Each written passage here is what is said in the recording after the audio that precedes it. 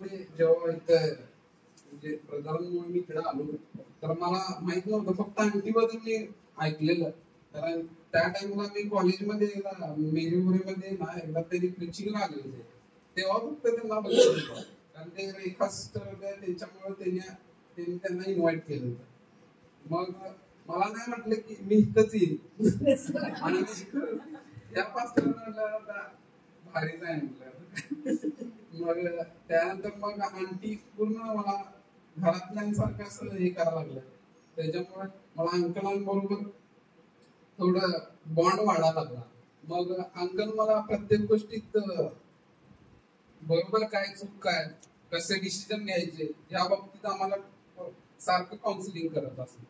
आणि अंकलांबद्दल सांगायचं म्हटलं तर ते खरंच एक रिस्पॉन्सिबल पर्सन आहेत घरात.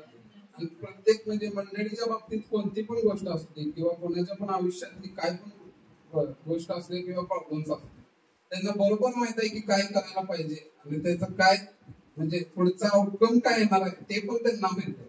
त्याच्यासाठी त्यांनी कसं वागायला पाहिजे त्या बाबतीत त्यांनी टीचिंग करत असतात. आणि घरातले सुद्धा त्यांनी एकदम बेस्ट मॅनेजमेंट करतात. कारण आंटी कशा एकदम चिडखोर स्वभाव आहे. पण असं नाही की त्यांनी पण अंकल कसे हँडल करतात ते त्यांनाच माहित.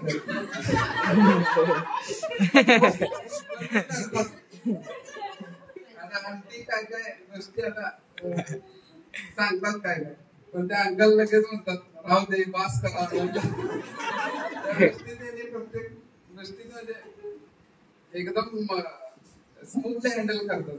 आणि दुसरे म्हणजे आता मला सांगायचं झालं तर माझ्या लग्नाच्या बाबतीत पण मी अंकलांना सांगितलं असं असं मी मुलगी बघितलेली आणि आपल्याला घराला जावं लागलं. त्याच्यामुळे मी आंटींना, कारण माझ्या घरात असे नाही की कोण डिसिजन घेणार आहे, मग मी सांगितलं अंकल आंटींना. मग अंकल आंटी घरातल्यांसोबत बोलले, जाऊया म्हणले, ते डिसिजन झालं.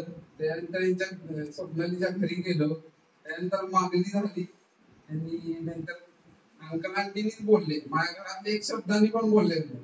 सगळं त्यांनीच सगळे बोलले, डिसिजन घेतले, सगळ्या गोष्टी त्यांनी पुढवून सगळ्या गोष्टी केल्या.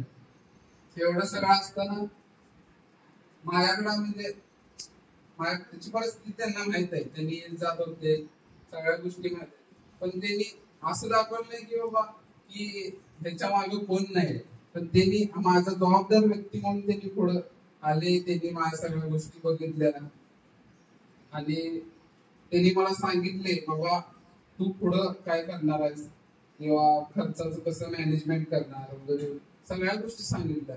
पण तिथून मग माझं लग्न झालं, त्यानंतर रिसेप्शनला अंकल आले आणि अंकलने मला ब्लेसिंग दिले पुढे. एक म्हणजे एक वडीलधारे म्हणून एक स्पिरिच्युअल फादर म्हणून आले. मला खरोखर त्यांनी ब्लेस केलं, आम्हाला दोघांना सुद्धा त्यांनी ब्लेस केलं.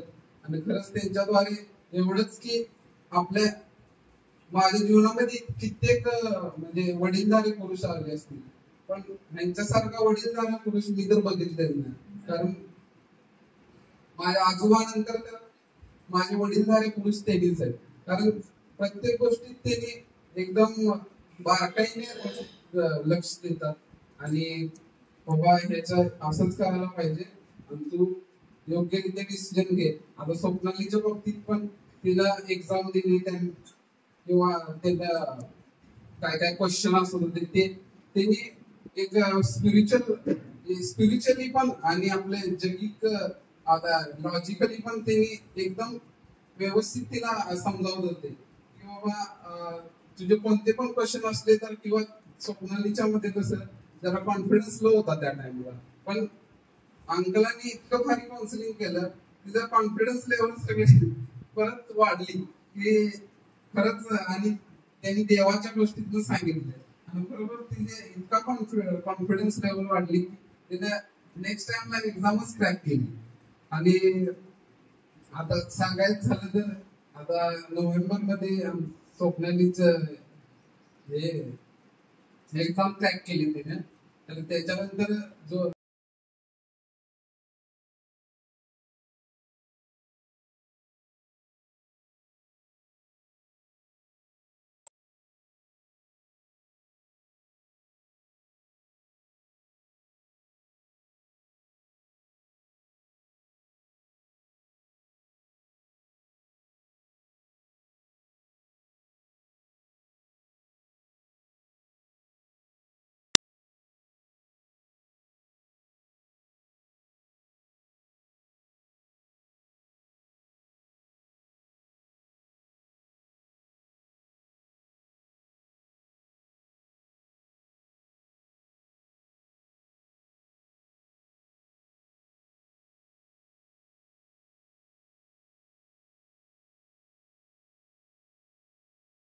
कधीच नाही. मी देवाला एवढंच म्हणलं की आता बाबा आपल्याला आता पुढं वगैरे आम्हाला आराधना वगैरे करायला लागते. आता म्हणलं काय तर नवीन घ्यायला लागणार आहे म्हणलं.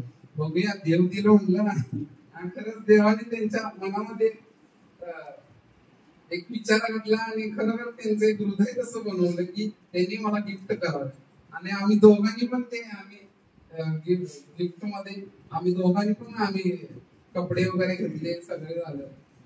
आणि अजून एक मला सांगायचं झालं तर अंकलांनी म्हणजे काय काय आमचे वाद झाले होते किंवा माझ्या प्रॉब्लेम्स वगैरे झाले आणि आम्ही खरं तर एकदम मी खचून गेलो होतो. आणि मी अंकलांना फोन केला, असं असं झालं म्हणलं. आणि माझी काय म्हणजे चूक नसताना अशी झालेली आहे. अंकलांनी मला खाली बोलवलं, स्वप्नालीला सुद्धा बोलवलं आणि आम्हाला खरंच असलं म्हणजे देवातल्या गोष्टीत नाही, त्याला आम्हाला पहिलाच सांगितलं आम्ही देवाची मध्ये कोणतीच गोष्ट घालणार नाही, काय असेल ते आम्ही तुमच्यावर.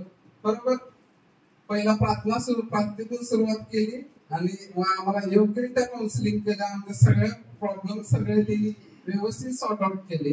आणि आम्हाला वाटलं पण नाही की बाबा आम्ही आमच्या चुका आम्ही एकामेकाला कबूल पण केल्या.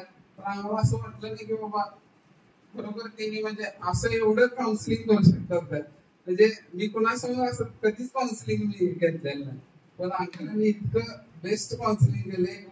माझे वडील म्हणून त्यांनी काउन्सिलिंग केलं.